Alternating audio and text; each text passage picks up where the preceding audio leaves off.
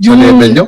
Yung pong regular po na dumadating po sa district na under po sa NEP lang po ang pinag-uusapan po natin. Sinong USEC ang sinasabi nyo may alam nito? Yung mas mataas sa inyo? Di po, kasi sinasabi ko po, tinatanong niyo po dati sila Yusek Cabral because they are the planning. So kami po, hindi po namin alam po sa level po namin yung sa mga ganyan pong funding, Your Honor. Dahil nung huling pag-appear dito ni Congressman Toby Tiangco, may mga dal siyang dokumento. At doon sa kanya pinakita, Mr. Chair, marami po ang insertions at bigla bumukol, lumaki ang sa Mindoro at sa Bulacan. So, yun po ay na documented, dala ni Congressman Tiangco. Hindi nyo pa i-confirm, Engineer Alcantara, na may alam tayo doon? Hindi ko po alam, Your Honor, talaga po. Pagdating po sa funding, Your Honor. Sino ba talaga ang mastermind sa inyong dalawa? Sabi ni Bryce Hernandez, kayo po, engineer. Your Honor, yung pong ghost project na yan, talaga pong wala po akong alam sa ghost project na yan, Your Honor. Mr. Chair, with the indulgence of Senator JBF. Senator Erwin Tulfas recognized. Mr. Chair, can we ask this person to show cause, order a show cause order for him today bago natin i-cite for contempt? Last week pa ito, dalawang hearing na itong nagsisinungaling. Sa mga taong sa baba, lahat may kasalanan, ikaw wala. District engineer ka, hindi mo alam na may ghost project, wala ka ring alam, lumobo yung budget mo. Hindi ba dumadaan sa lamesa mo yan na lumaki yung pondo mo? Mr. Chair, I think this person is lying, so we have to ask him to show cause why he should not be cited for contempt today. Please respond, Mr. Alcantara. Your Honor, kami naman po pag lumalabas po sa GAA, ini-implement lang po namin yung project, Your Honor. At hindi po namin alam kung saan po ng ano yan, Your Honor.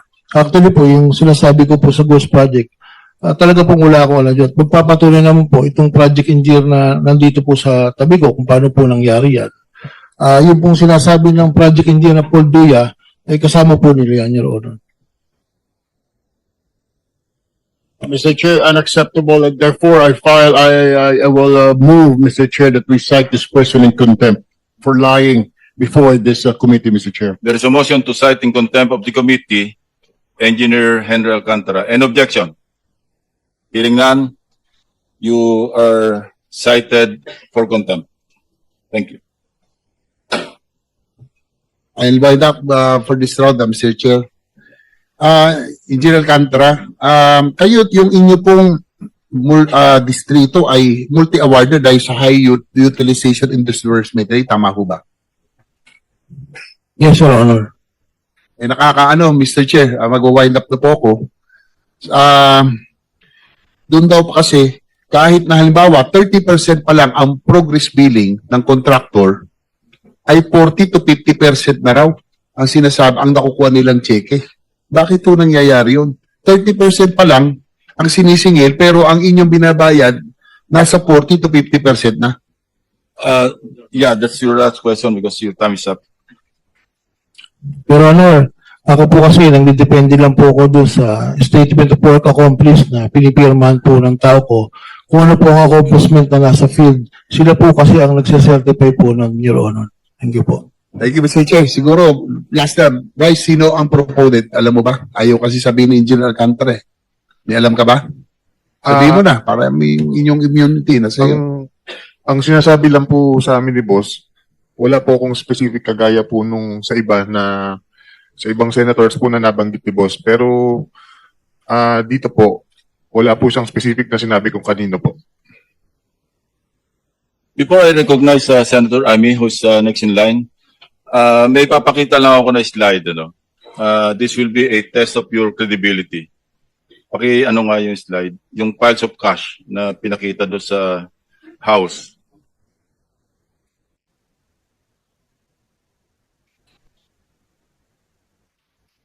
Hindi yan. Yan. Kindly narrate to this committee, anong ibig sabihin nito? Nasabi mo na ito sa House, pero I want to be clarified. Sinabi mo itong nasa kaliwa, 2022 or 2023, Yung pangalawa, sabi mo a couple of years ago, accurate ba yan? Totoo ba yan or recently lang yan? Matagal na po yan. Yung tama po yun, mga nasa 2022 to 2023 po yan, Your Honor. Ito rin nasa kanan, 2023 rin ito. Yung sa tambayan. Opo, alam ko nasa ganung year po yun, Your Honor. Okay, kanino yan tambayan na yan? That's a house. That's not within the premises or compound of the DEO, di ba? Opo, wala po sa Kanino compound yan? ng DEO. Sino may-ari niyang tambayan? Sa pagkakaalam ko po, kasi hindi ko naman po nakita ang title nung Hindi, wag na yung title. Yung pagkaalam mo na kung kanino. Opo, kaibigan po ni Boss Henry Alcantara. Si Lauren Cruz, Opo, Your Honor. yung bagman niya. Hindi ko po masabi, parang po. Dapat alam mo kung sino si Lauren Cruz. Kilala ko po siya, balininong ko po nga po siya. Kaya nga. Opo. So alam mong bagman siya. Kasi lahat ng mga dinodonate ni Henry Alcantara ng mga sasakyan kung kani-kanino, sa Alam- kanya nakapangalan yung invoice eh. Alam ko po. Oh, Opo. alam mo pala eh, hindi ka nagsasabi ng totoo. Ang Your, sinasabi ko sa'yo, sabihin mo lahat yung totoo rito, wag ka na magpaikot-ikot. Your Honor, ang naging dating po kasi sa akin ng bagman is parang tagadala po ng pera. Pasensya na po Oo kayo. nga, Hindi ko lang po tagadala naintindihan. Tagatago ng pera, tagadala ng pera. Ang alam ko po, opo. Kasi kanya tong lugar, di ba? Yes, Your Honor. Oh.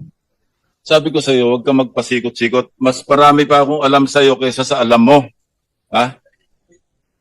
Huwag mo kami paikutin dito. Senator Amy. Yes, thank you very much, Mr. Chairman.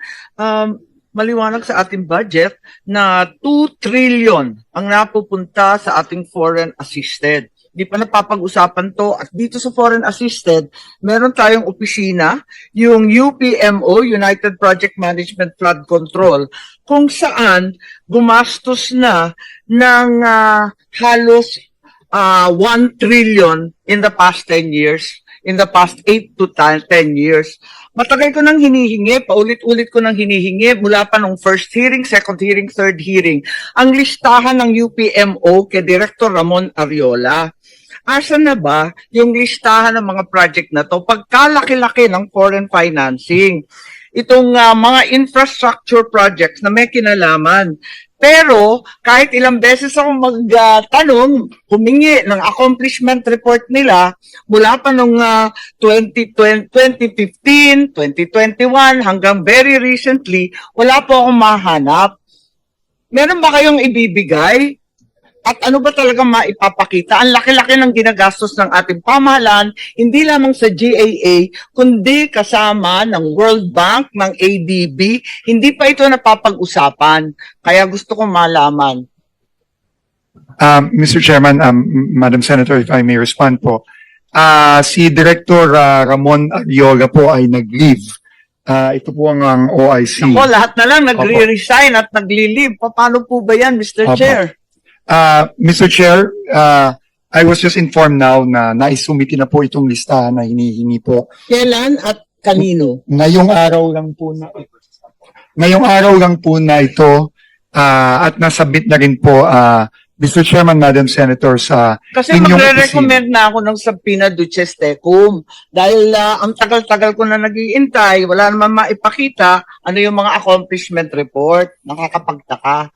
Mr. Chairman, Madam Senator, ito po, sinabit na po ngayon, kakabigay lang po sa akin ngayon at Nabasa na ninyo? Hindi pa po. Kakabigay lang sa inyo eh. hindi ko po nababasa. Di pa ninyo natutuklasan ng mga Hindi pa ho. hila ng flood control foreign assisted. Hindi pa po. Pangalan ng Pilipinas ang nakataya rito at wala akong maipakita itong mga listahan ng CDO River, ang Pampanga Bay, Pasig Marikina. Alam naman natin in NCR alone, bilyon-bilyon na ang ginastos dyan at wala pang maipakita. Pero mabalik sa foreign assisted, this year alone, 16 billion bigla ang hinihingi sa GAA.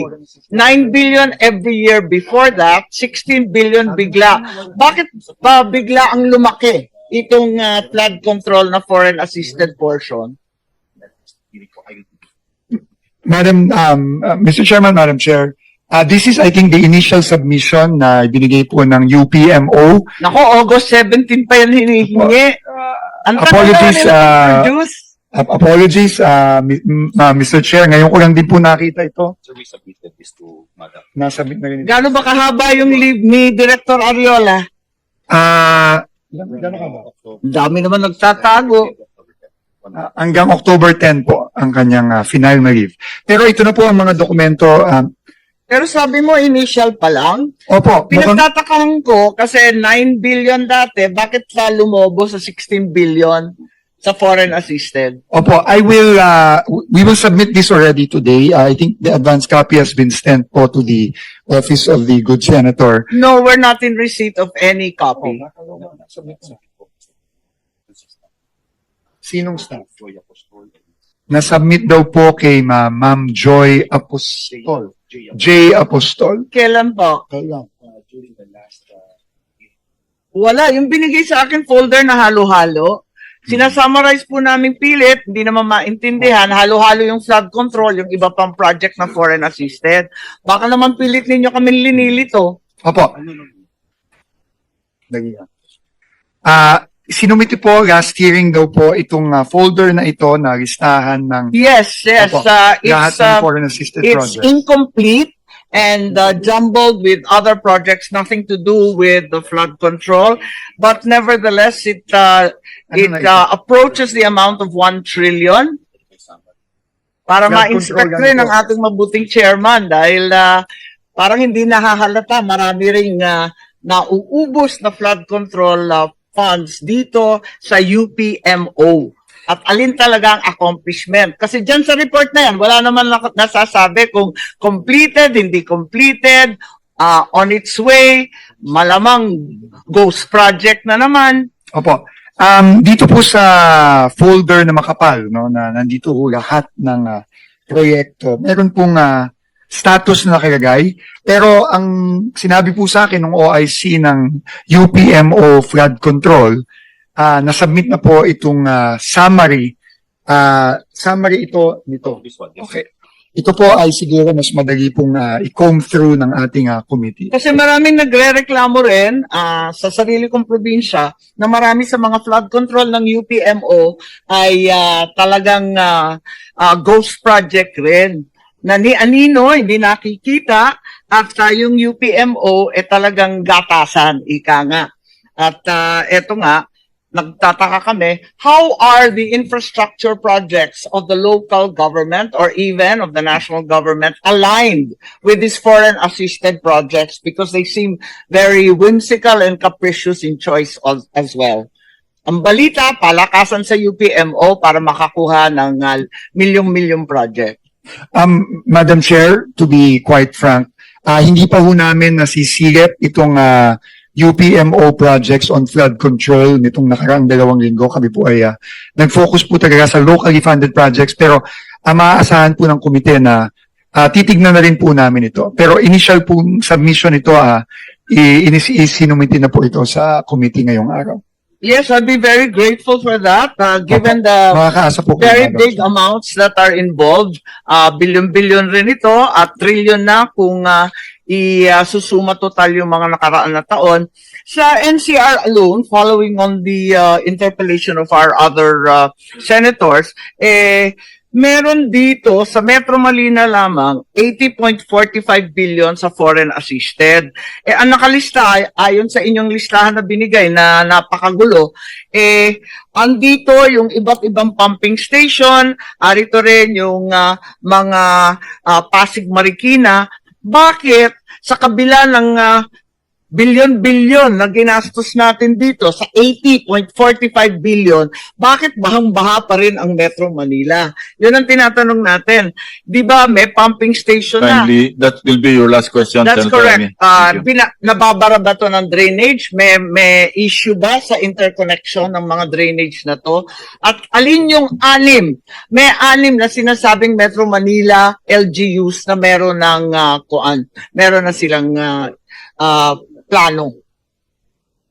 Mr. Chairman, Madam Senator, makakaasa po kayo na we will look into all of these and these are very important and legitimate questions po that are being asked.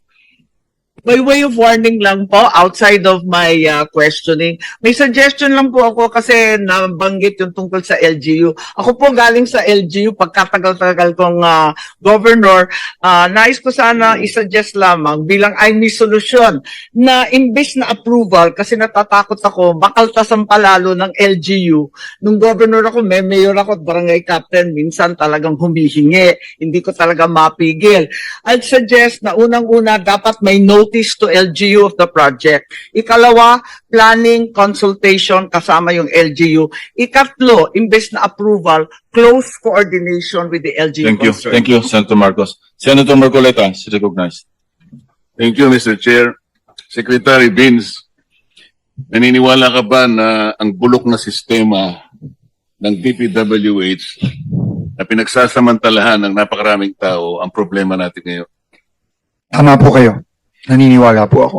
Kahit na magpakulong pa tayo ng napakaraming contractors, halimbawa, 1 milyon na contractors at sa mga opisyalis ng DPWH, pag hindi natin nakorek ang sistema, walang mangyayari. Partially agree po, Mr. Chairman, pero tingin ko importante din po na maipakita natin na may mananagot dahil po tingin ko ang isa sa pinakamatibay na deterrent sa nakikita nating nangyari ngayon is matakot po na may consequence po ang mga krimen na ginawa. Kasi po kung wala pong consequence, makikita po natin na ulit-ulit to. Pero tama po kayo. Kaakibat po nito, kailangan po ayusin din po ang sistema para hindi na po maulit ito. Pero kung ang mga nahuhuli mo, na ipapakulong mo, mga butete at saka mga sapsap, wala rin mangyayari, tama? Tama po. Kailangan Tama po. malalaking isda ang mahuli natin. Tama po, Mr. Chairman. Alam po ba ninyo kung ibig sabihin ng PCMO? Opo, ito po ang project monitoring system na dapat ay gumagana sa loob ng Department of Public Works and Highways. Alam po niyo yung MYPS?